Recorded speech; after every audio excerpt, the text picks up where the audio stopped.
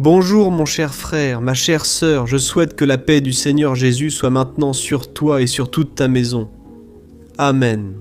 Je suis le pasteur Antonio Junior et je suis très heureux, très reconnaissant à Dieu pour une nouvelle opportunité. Frère, j'ai déjà perdu le compte du nombre de prières que j'ai enregistrées. Regardez, ce sont des milliers. J'ai déjà enregistré des prières du matin, des prières du soir. Je suis ravi de savoir que toi aussi, tu as perdu le compte des prières suivies ici avec moi. Je sais que très souvent tu traverses des épreuves, le temps est très serré, mais tu tiens à être ici, toujours. Quand je rencontre des gens dans la rue, dans les églises, ils me disent « Pasteur, la première voix que j'entends chez moi, c'est la vôtre qui parle là. La prière du matin rassemble ma famille pour écouter la voix de Dieu à travers sa parole. Mes frères, cela emplit mon cœur de joie. Et aujourd'hui, pendant que je priais ici, parce qu'avant d'enregistrer la vidéo, avant d'appuyer sur le petit bouton pour enregistrer, je fais une prière, j'ouvre la Bible, je demande à Dieu un message qui va vraiment faire une différence dans ta vie, et aujourd'hui, le Saint-Esprit. Il m'a montré que beaucoup d'entre vous sont tellement bouleversés par les circonstances, par les difficultés, par ce désert, n'est-ce pas, qui semble ne jamais finir. Et alors tu finis par devenir une personne négative sans t'en rendre compte. Frère, tu sais cette personne qui a les pieds sur terre, parce qu'elle ne veut plus être déçue. Elle a déjà été frustrée de nombreuses fois, alors aujourd'hui c'est une personne très réaliste. Et alors, tout ce que tu vas dire, cette personne voit toujours le côté négatif, elle essaie toujours de voir ce qui peut mal tourner. Je sais frère, que nous devons être prudents, oui, nous devons être prévoyants. Nous devons vraiment regarder si quelque chose va nous faire du bien ou non, si cela va marcher. Il y a une chose qu'on ne peut pas oublier. Celui qui nous a appelés, il nous a appelés à vivre par la foi, et non par ce que nos yeux charnels voient. Alors chaque jour, je veux te conseiller de nourrir ta foi avec la parole, avec la prière, sinon tu vas devenir une personne négative, une personne pessimiste. Et là, frère, on voit dans la Bible un exemple très clair de cela. D'ailleurs, il existe un livre entier dans la Bible qu'on peut dire être un livre pessimiste. Tu as déjà réfléchi à ça ? Quand Salomon a écrit le livre de l'Ecclésiaste, il était très négatif. Il ne voyait les choses que de manière rationnelle, et non avec les yeux de la foi.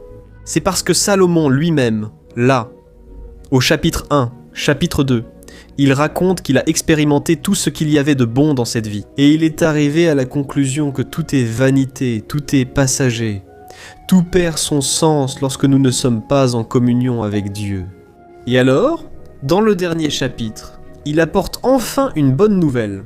Il dit « Écoute, de tout ce à quoi je suis arrivé comme conclusion dans ma vie, des privilèges, des excès, je suis arrivé à la conclusion suivante. Ça ne vaut pas la peine de vivre loin du Créateur. Toi qui as l'opportunité de chercher Dieu pendant que tu es jeune, tu dois faire ce choix le plus tôt possible, sinon viendront ces jours de vieillesse où tout deviendra difficile. Et si tu n'as pas la foi en Dieu, que deviendra ta vie si tu n'as pas cru en Jésus comme ton Seigneur et Sauveur? Si tu ne t'es pas repenti de tes péchés, qu'adviendra-t-il de ton âme? Car, mes frères, notre esprit, notre âme sont éternels. Nous allons vivre pour toujours, soit avec Dieu dans l'éternité, avec le Christ, soit en enfer dans la condamnation éternelle. C'est Jésus lui-même qui l'a dit. Il a lui-même dit « Allez dans le monde entier, prêchez l'évangile. Celui qui croit en moi sera sauvé. Celui qui ne croit pas sera condamné. » Je sais qu'à ce moment, beaucoup pensent « Ah, pasteur, c'est injuste. Que Dieu envoie des gens en enfer, frère. » En réalité, Dieu est juste. Et si Dieu devait nous traiter selon notre mérite, selon ce que nous méritons, aucun de nous ne serait sauvé. Et c'est pour cela que la Bible dit que Dieu, en réalité, nous a aimés et nous a aimés, au point d'envoyer son Fils unique, Jésus-Christ, pour mourir sur la croix, pour nos péchés. Là, frère, sur la croix, Jésus était en train de mourir pour vous, à cause de moi, à cause de ce que nous avons fait de mal, de péché, qui nous a éloignés de Dieu. Dieu est bon, frère, il ne veut que personne n'aille en enfer. Mais, malheureusement, la porte large qui conduit à la perdition a mené beaucoup de gens vers l'abîme. C'est pourquoi ici, vous allez entendre l'évangile, le message que Jésus lui-même a raconté. Caresser dans le sens du poil est inutile, car avant de connaître Jésus, j'ai rencontré Primo, celui qui m'a parlé de Dieu et m'a évangélisé. Il m'a dit ceci: Juninho, tu dois te repentir de tes péchés, sinon tu ne seras pas sauvé. Non mec, tu ne seras pas sauvé par tes mérites, par les bonnes choses que tu as faites, ou par les mauvaises choses que tu as cessé de faire. Le salut ne vient pas des œuvres, il vient seulement de la foi en Jésus. Amen. Jésus n'avait aucun péché, mais il s'est offert pour mourir, payant notre dette spirituelle. Et quand tu mets ta foi en lui, alors ta vie commence à avoir un sens, ta vie commence à s'améliorer. Parce que Jésus a dit qu'il est venu pour nous donner une vie en abondance. Et peut-être que tu te dis: ah, pasteur, je suis à Jésus, j'ai confié ma vie à ses mains. Mais je traverse encore de nombreuses batailles. Frère, Jésus a dit que dans ce monde, nous aurons beaucoup d'afflictions, mais que nous devons avoir du courage, car il a déjà tout vaincu pour nous. Alors, aujourd'hui, écoutez-vous avec les yeux de la foi, et quand vous voyez au-delà du problème, au-delà de cette circonstance contraire, c'est là que vous pouvez contempler le résultat que cette épreuve va apporter dans votre vie. Amen. Dans le livre de Jacques, chapitre 1, il est dit exactement cela. Frères, lorsque vous traversez des épreuves, réjouissez-vous, non pas à cause des luttes, mais à cause du résultat qu'elles vont apporter dans votre vie. Elles vont apporter de la maturité, de l'expérience, de la persévérance. Amen. Alors, frères, c'est mon souhait pour vous, que ce soit un temps de croissance spirituelle. Ces prières à 4 heures du matin et 6 heures du soir nous aident à finir la journée avec le Seigneur. Je suis sûr que ta vie progressera, mais pour cela, tu dois obéir à la parole de Dieu. Amen, alors nous allons déjà commencer. Je veux partager un message que Dieu a mis dans mon cœur, puis prier pour toi et ta famille. Je ne te connais pas personnellement, mais je ressens déjà ici un amour du Christ pour ta vie.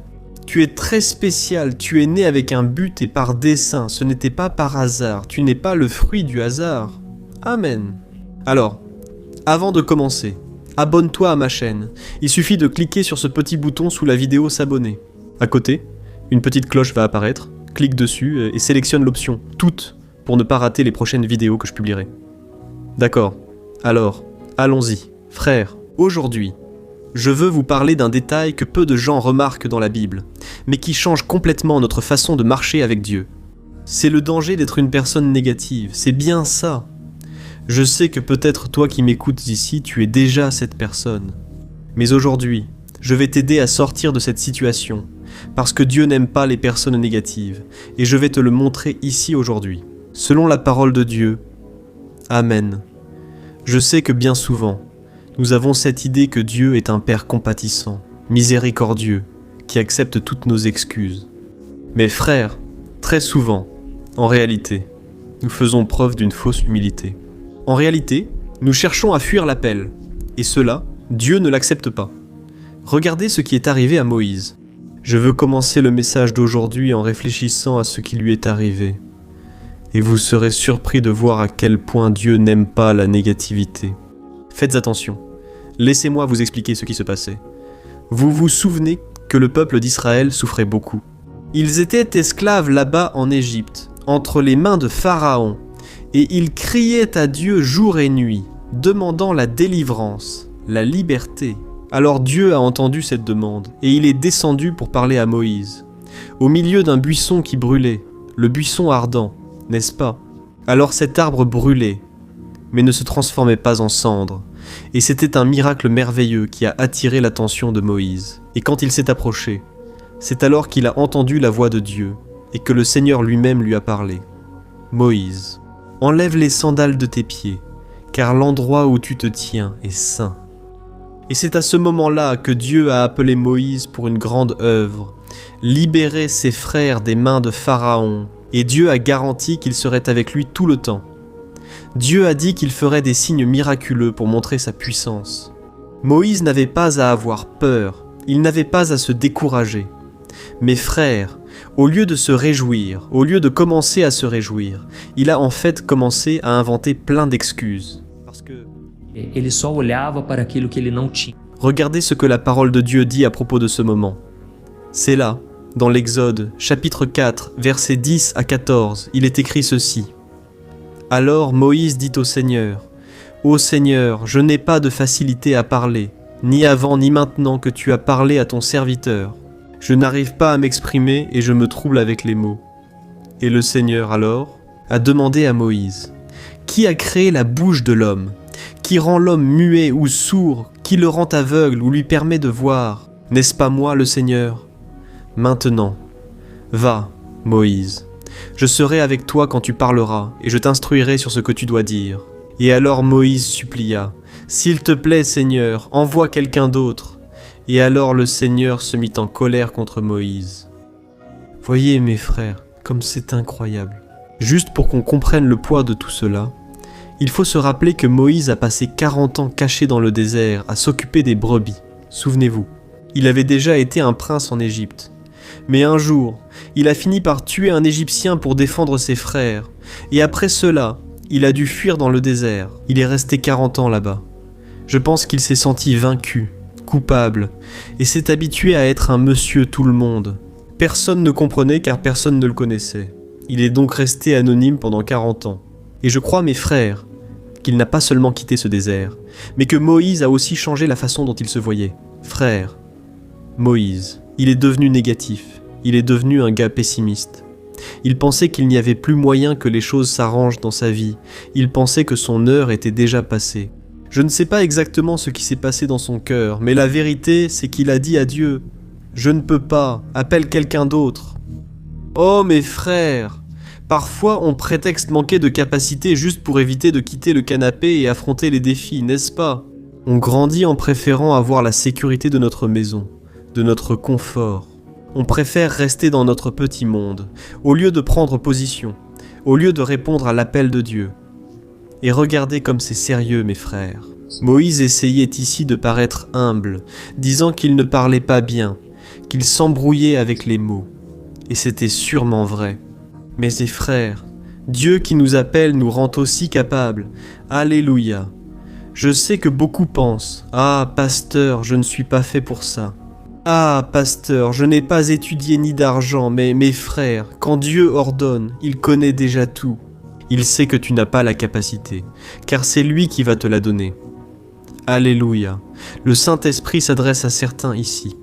Je sais que tu es une personne limitée, mais ne regarde pas à tes limites. N'essaie pas de jouer au faux humble. N'essaie pas d'être têtu. Tu sais pourquoi ? Car la Bible dit que Dieu s'est mis en colère contre Moïse. Frère, Dieu s'est irrité. Tu sais pourquoi ? Parce qu'être négatif, c'est une façon de résister à Dieu lui-même. Il apporte toujours un message d'encouragement, d'espérance. Et très souvent, on reste à regarder, n'est-ce pas, seulement notre petite vie. Et on pense qu'on est les personnes qui souffrent le plus au monde. Oh mes frères, essayez de vous souvenir de Job. La Bible raconte que Job souffrait tellement que ses plaies étaient ouvertes et que les bêtes, les vers étaient là, tu sais, dans ses plaies. Et pas seulement ça, il prenait des tessons, des morceaux de tuiles pour frotter ses plaies et qui sait, soulager un peu sa douleur. Et alors, frère, la Bible raconte que Job a commencé à devenir très pessimiste. Il a commencé à dire « Maudit soit le jour où je suis né. Pourquoi suis-je dans ce monde ? Je préfère mourir, je ne supporte plus ces tragédies dans ma vie. » Frère, savez-vous ce que Dieu a accompli ? Il a permis à quelques amis d'arriver auprès de Job. Et ces amis-là, au lieu de le réconforter, ont commencé à dire des choses négatives sur lui. Ils ont commencé à dire « Job, je pense que si tu es dans cette situation, c'est parce que tu as un péché caché. Ah Job, tu as dû faire quelque chose contre Dieu et c'est pour ça qu'il pèse sa main sur toi. » Frère, ces injustices, ces paroles contre Job ont fait que Job n'a pas accepté la situation. C'est alors qu'il a lui-même commencé à prier. Regardez comme c'est intéressant, frère. Job a commencé à prier, et il a commencé à dire « Seigneur, montre que tu es juste, miséricordieux. Montre à mes amis ici que j'ai raison, que en fait, je traverse des épreuves. Mais ces épreuves vont passer, frère. » Pour résumer l'histoire, Job s'est relevé après avoir touché le fond, et comme si cela ne suffisait pas, il était entouré de fléaux négatifs. Frère, il arrive un moment où il faut mettre un terme à cette négativité. Amen. Job aurait pu mourir là. Il aurait pu être juste un de plus. Mais il a décidé de se relever. Et pas seulement cela. Il a commencé à prier pour ses amis. Voyez la différence, frère. Quand on change de mentalité et d'attitude, il a prié pour ses amis. ceux qui l'avaient critiqué. Et alors, la Bible dit que Dieu a restauré la destinée de Job et a changé sa vie, lui donnant le double de tout ce qu'il avait perdu. Tout simplement parce qu'il a cessé d'être une personne négative et a commencé à faire confiance à Dieu, même à la fin de sa vie. Il a lui-même dit « Je connaissais Dieu seulement de réputation, mais après toutes ces luttes, toutes ces épreuves, maintenant je sais que mon Rédempteur est vivant. Je connais vraiment Dieu. » Frère, c'est ce qui se passe. Tu te souviens de ce que j'ai dit au début du message ? Nous devons regarder au résultat des épreuves. Donc ce n'est pas que tu dois remercier pour tout le mal que tu traverses. Non. Mais tu peux remercier Dieu, même en passant par les pires épreuves. Amen. Et je sais qu'en ce moment, tu peux être en train de penser comme ça. Ah, pasteur, mais j'ai déjà essayé d'être positif. J'ai déjà essayé de croire et rien n'a changé, pasteur. Je me sens tellement incapable qu'il me semble que je suis en train de me mentir à moi-même. Si je dis que je vais y arriver, eh bien frère, regardez comment notre pensée fonctionne. On confond la foi avec ce que l'on ressent. On pense que Dieu doit résoudre tous nos problèmes juste parce qu'on est optimiste. Frère, l'optimisme, ça change les gens. Amen. Ça change les gens de l'intérieur vers l'extérieur. On commence à voir le problème comme quelque chose de très petit, parce qu'on commence à croire que Dieu est bien plus grand que n'importe quel combat. Et si les choses n'ont pas marché jusqu'à aujourd'hui, ça ne veut pas dire qu'elles... Vão continuar assim para sempre. Mes frères, tout a un début, un milieu et une fin, même les mauvaises choses, grâce à Dieu. C'est pourquoi, Amen. Alors arrête d'être négatif, sinon les choses pourraient même empirer. Malheureusement, je vais te montrer ici un autre exemple de personnes qui étaient négatives, pessimistes. Et aujourd'hui, personne ne connaît même le nom de ces personnes. Elles ont tout simplement été effacées de l'histoire. Regardez comme c'est intéressant, mes frères. La Bible dit qu'après Moïse, un événement similaire est arrivé au peuple d'Israël. Ils sont arrivés juste au bord, là, juste à l'entrée de la terre promise. Et alors Dieu leur a dit ceci. « Regardez, cette terre est à vous, je l'ai promise, et je suis en train d'accomplir ma promesse. » Et alors, mes frères, la Bible raconte que Moïse a envoyé 12 hommes pour inspecter cet endroit. Et quand ils sont revenus, 10 de ces hommes ont apporté une nouvelle très lourde, pleine de peur, pleine de pessimisme. Regardez ce qu'ils ont dit, je vais vous lire, n'est-ce pas ? Nombre, chapitre 13, versets 30 à 33, dit ceci. « Oh, Caleb a essayé de calmer le peuple qui se rebellait contre Moïse. Et il a dit, « Allons vite prendre possession de cette terre. Nous pouvons certainement la conquérir. » Mais les autres hommes qui étaient allés avec lui n'étaient pas d'accord et ont dit, « Nous ne pourrons pas attaquer ce peuple. Ils sont beaucoup plus forts que nous. » Et ainsi, ils ont répandu parmi les Israélites un rapport négatif. À propos du pays, ils ont dit « Le pays que nous avons exploré dévore ceux qui y vivent. » Tous ceux que nous avons vus là-bas sont grands et forts. Nous avons vu aussi des géants. Et devant eux, nous paraissions comme des sauterelles. Regardez ça, mes frères. 10 de ces 12 espions. Ils étaient très négatifs. Et savez-vous ce qui est le plus intéressant ? Ils ne mentaient pas au sujet des géants. Ils voyaient simplement la situation de façon réaliste. Frères, Dieu nous a appelés à vivre par la foi. Amen. Ces hommes étaient tellement effrayés, tellement remplis de peur qu'ils ont fini par contaminer tous les Israélites. Et savez-vous ce qui s'est passé ? Ils ont passé 40 ans à tourner dans ce désert et ils ne sont pas entrés dans la terre promise.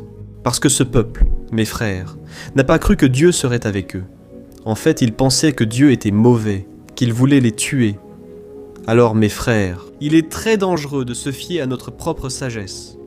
La Bible dit dans Proverbes, chapitre 3, que nous ne devons pas nous fier à notre propre compréhension, c'est-à-dire à notre cœur, à notre façon de penser.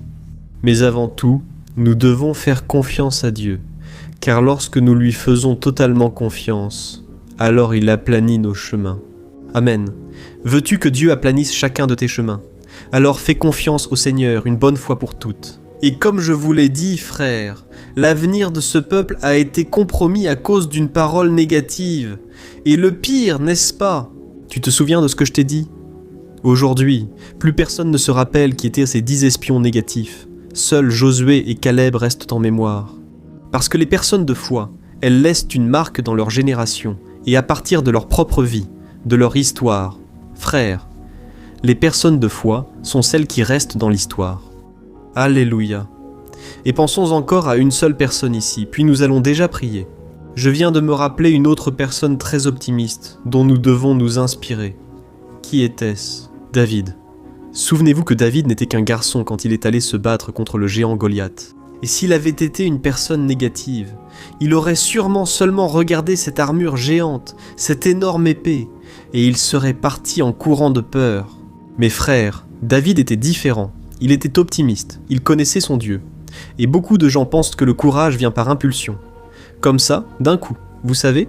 Mais la vérité, c'est qu'il s'entraînait déjà à exercer sa foi en secret pendant qu'il s'occupait des brebis là-bas dans les champs. Frère, il a lui-même dit qu'il avait déjà tué un ours et qu'il avait déjà tué un lion pour protéger son troupeau. Fait intéressant. Lorsque David a choisi d'affronter Goliath, le roi Saül était alors le souverain. Là, il a appelé David pour discuter et il lui a dit « Écoute, tu es très jeune, tu vas perdre ce combat, je n'accepte pas que tu y ailles. » Mais alors David lui a dit ceci « Écoute, j'ai de l'expérience. Tu sais, ce lion, cet ours que j'ai tué, c'était facile. Je veux tuer ce géant-là, tu vois ?» Et c'est alors que le roi a mis son armure sur David, parce qu'il savait que David allait mourir. Il n'y avait aucune chance aux yeux des hommes, aux yeux de la chair. David serait tué par le géant Goliath. Et pire encore, si le géant tuait David, toute la nation d'Israël deviendrait esclave des Philistins. Alors, personne ne voulait miser sur David. Mais quand David a mis l'armure du roi Saül, il a essayé de marcher avec. Mais il n'a pas réussi parce que c'était trop lourd. Il n'en avait pas l'habitude. C'est alors qu'il est allé au ruisseau. Il a ramassé 5 petites pierres et il a pris sa fronde. Et il a décidé d'y aller avec ses propres armes, en ayant confiance que celui qui ferait la différence serait Dieu lui-même. Amen. C'est intéressant, frère, que David, il n'a dépendu de l'aide de personne, tu sais. Il y a beaucoup de personnes qui deviennent pessimistes parce qu'elles attendent, tu sais, de recevoir de l'argent du gouvernement, de recevoir l'aide de quelqu'un, et elles pensent comme ça. Ah, si personne ne me secourt, si personne ne m'aide, moi non plus je ne vais pas avancer. Frère, cherchons des opportunités au milieu des problèmes. Amen. Cherchons des solutions. Je crois que David n'a pas regardé la taille du géant, sinon il aurait eu très peur. Il a regardé. Il a dû penser comme ça. Cet homme est tellement grand qu'il est impossible que je rate la cible, frère.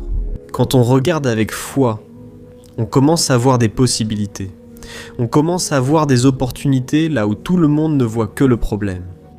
Alors, je sais qu'aujourd'hui c'est un message de confrontation. Parce que Dieu veut nous sortir de ce pessimisme, de cette complaisance. Dieu veut changer notre vie. Alléluia. Alors nous allons déjà prier.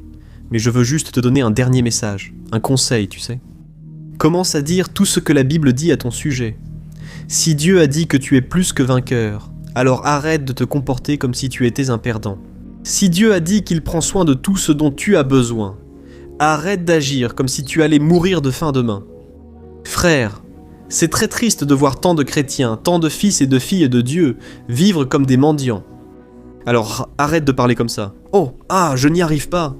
Au lieu de cela, commence à dire « Dieu me rend capable, Seigneur, si tu es avec moi, je franchirai des murailles, je vaincrai des géants, je puis tout par celui qui me fortifie. » Frère, remplaçons cette phrase « ça va mal tourner » par la phrase « si Dieu est pour moi, qui sera contre moi ?»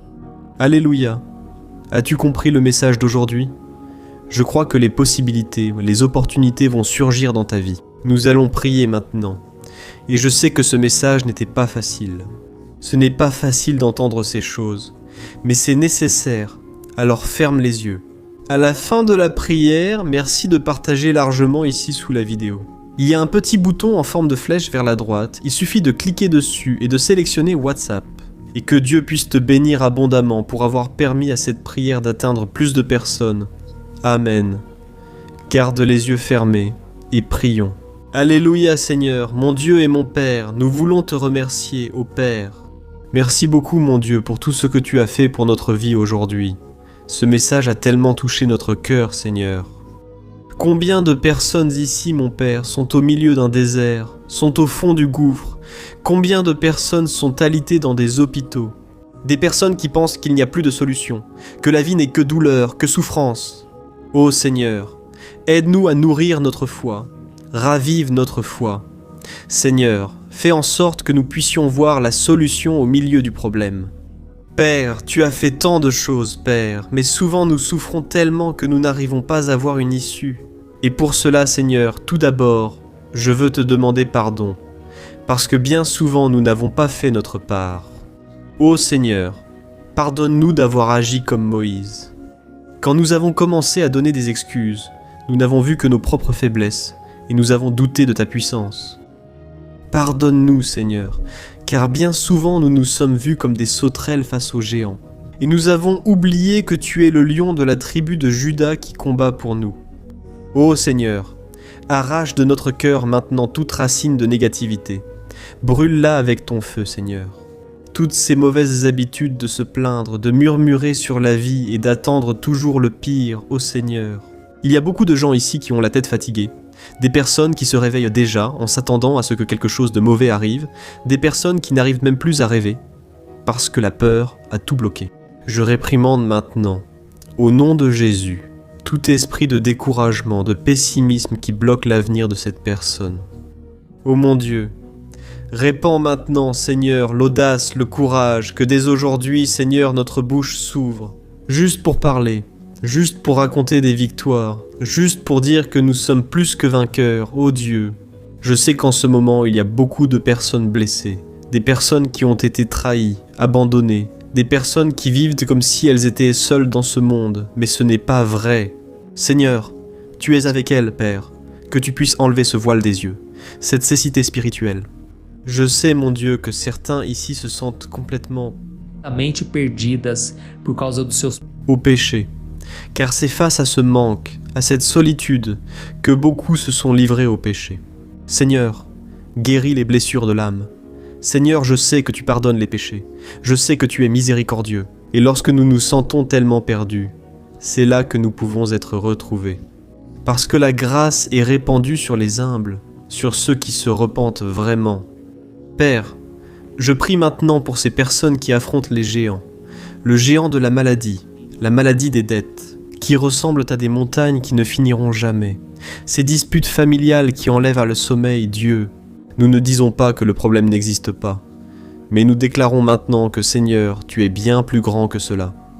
Seigneur, accorde une stratégie à cet homme ou cette femme, comme tu l'as fait pour David, qu'il puisse regarder le problème et voir la victoire que tu as déjà garantie, Seigneur.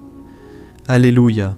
Ô Seigneur, je te demande aussi ici, Père, pour ces personnes qui se sont éloignées, qui se sont égarées et qui sont maintenant loin de toi, Seigneur, aie pitié, Père. Ramène la brebis perdue, mets-la sur tes épaules, Jésus, et ramène-la dans ta présence, mon Dieu. C'est très difficile de vivre avec un sentiment de culpabilité, le sentiment que le Seigneur n'approuve pas nos chemins. Seigneur mon Dieu, aide-nous à vivre dans la sainteté, aide-nous à faire ta volonté et à marcher dans l'obéissance. Ô mon cher, je sens ici dans mon cœur que beaucoup seront sauvés en ce moment même.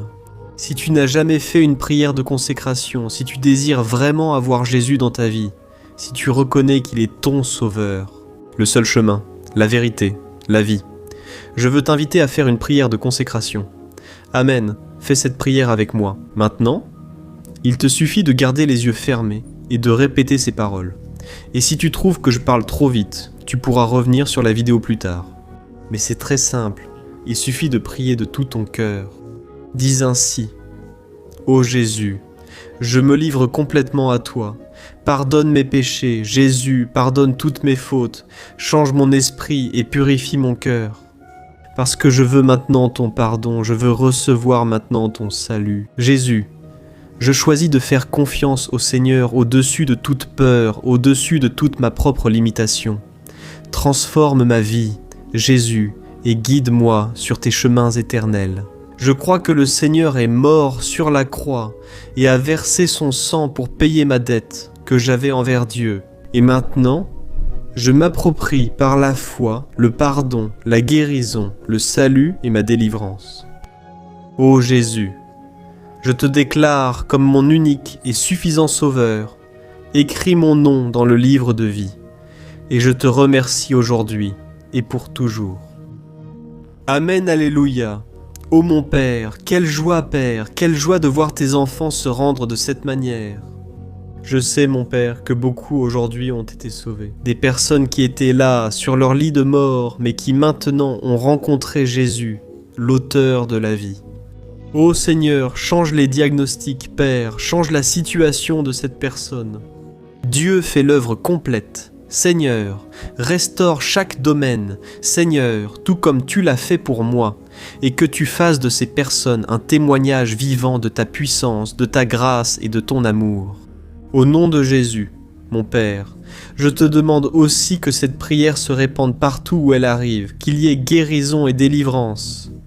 Au nom de Jésus, je te remercie. Amen, gloire à Dieu, alléluia. Salut, je peux te poser une question ? As-tu déjà remarqué que souvent les choses ne marchent pas dans ta vie ? Et alors tu te sens perdu, frustré, et tu penses que tu ne seras jamais vraiment heureux. Il y a tellement de problèmes que tu dois affronter. Des problèmes de couple, des problèmes familiaux, le manque d'argent et tant d'autres choses qui arrivent et qui te découragent beaucoup. Et cela affaiblit ta foi. Tu sais pourquoi tout cela t'arrive ? Il y a une chose dont je suis sûr à ton sujet. Tá com dificuldade e é exato. Ce qui t'empêche de vivre une vie de paix, une vie d'harmonie et de prospérité, c'est que tu ne mets pas en pratique les principes de la parole de Dieu. Mais je sais que tu essaies. Mais on dirait que quelque chose t'empêche de prier. Il y a quelque chose qui t'empêche de comprendre la parole. Et alors tu te sens perdu et frustré. C'est pourquoi je veux te dire quelque chose. Des milliers de personnes font déjà partie d'un mouvement que j'ai créé, appelé la journée de la foi. Et elles arrivent à grandir spirituellement. Elles améliorent leurs relations. Et leur vie est devenue beaucoup plus heureuse et bénie. J'ai déjà traversé tout ce que tu vis aujourd'hui. Et je connais l'ampleur de ta douleur. Moi aussi, je me sentais complètement perdu. Je savais que je devais prier davantage, que je devais lire la Bible, mais je n'y arrivais pas. Et alors je me sentais totalement frustré. Jusqu'à ce qu'après tant de luttes, j'ai découvert une façon de grandir dans ma marche avec Dieu. Et après avoir réussi à faire cela, ma vie a changé, du tout au tout. La transformation a été si grande qu'aujourd'hui, j'arrive à aider des milliers et des milliers de personnes chaque jour. C'est pourquoi je veux que tu prennes un engagement, d'abord avec toi-même et aussi avec Dieu, que tu vas suivre tout ce que je vais te dire dans cette vidéo, d'accord ? La première chose que tu dois faire, c'est prier et lire la Bible de la bonne manière, pour qu'elle entre dans ton cœur et apporte le changement que tu désires tant, ainsi que dans ton comportement.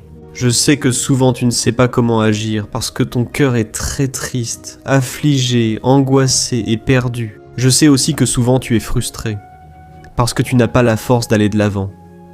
J'ai aussi vécu comme ça pendant de nombreuses années, et je sais exactement ce que c'est. Jusqu'à ce que je commence à voir la parole de Dieu d'une manière simple et pratique. Et ce parcours a transformé ma vie à un tel point qu'aujourd'hui je suis ici, aidant des milliers de personnes à trouver la paix, l'harmonie et la direction. Frère, je ne pouvais pas garder cela seulement pour moi. Je ne pouvais pas retenir cette connaissance. Et c'est pourquoi j'ai écrit 3 livres qui sont la base pour que vous appreniez cette façon simple et pratique de chercher Dieu et d'obtenir des résultats dans votre vie. Le premier livre s'appelle « Le moment avec Dieu ». Il va nourrir votre esprit d'une telle manière que vous allez ressentir un très grand désir de chercher Dieu. Dans ce livre, vous allez comprendre la parole d'une manière très simple, et cela va renforcer votre foi en lui. Vous allez lire un message pour chaque jour de l'année, en rappelant que tous ces messages sont divisés par thème, pour que vous puissiez aller directement à cette parole dont vous avez tant besoin. Et le deuxième livre est « Vie de prière ». Ce livre va changer vos sentiments, il va guérir vos émotions, il va donner une direction à votre vie. Vous allez remarquer que votre quotidien sera beaucoup plus léger, parce que la prière, elle calme notre cœur, elle soulage notre âme. Amen. Et dans ce livre aussi, vous trouverez une prière pour chaque jour, et toutes sont également classées par thème. Par exemple, il y a une prière pour l'anxiété, une prière pour la dépression, une prière pour l'angoisse, le sentiment de culpabilité. Toi qui dois prendre une décision aujourd'hui, enfin, toutes ces prières vont vraiment te fortifier dans ta marche avec Dieu. Et enfin, il y a le livre Minutes de paix. C'est le livre qui va changer tes attitudes et il va te guider pour que tu ne te sentes plus jamais perdu. D'accord ? Le livre Minutes de paix, il vient avec des tâches faciles et rapides à mettre en pratique dans ton quotidien. Après tout, La Bible dit que la foi sans les œuvres est morte. Amen. Et comme je veux que vous tous ayez accès à cette nourriture spirituelle quotidienne, je mets ces 3 livres à disposition au format numérique, pour que vous puissiez y accéder où que vous soyez, que ce soit sur votre téléphone ou sur votre ordinateur. Et tout cela, frères, pour un prix totalement abordable. Et vous contribuerez également pour que notre ministère atteigne encore plus de personnes avec le message de l'Évangile. Alors, il vous suffit d'accéder au site www.pointejornadadafe.com.br qui s'affiche juste ici à l'écran. Ou alors vous allez cliquer maintenant sur le lien qui se trouve juste en dessous de la vidéo, dans la description. D'accord, c'est très rapide, c'est sécurisé, et vous recevrez immédiatement mes 3 livres numériques dans votre email. Pour que vous puissiez commencer votre transformation dès aujourd'hui, d'accord ? Alors cliquez sur le lien qui se trouve juste en dessous de la vidéo, et que Dieu te bénisse puissamment. Une grande accolade